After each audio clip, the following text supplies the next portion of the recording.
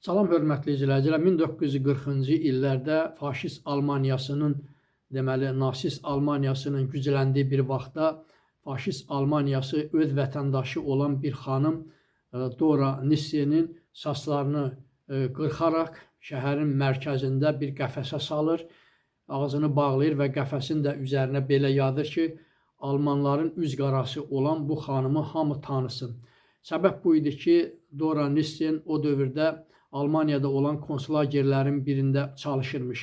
O burada məhkum olan Polşadan bir əskərlə ailə həyatı qurur. Onların bir övladları da dünyaya gəlir və bunu bilən, bunu hiss edən almanlar isə Dora Nisseni tutub şəhərin mərkəzinə gətirərək orada dediyim kimi bir qəfəsə salırlar, ağzını bağlayırlar, saçlarını da kəsirlər və qəfəsin də qarşısına yuxarıda dediyim sözləri yazırlar.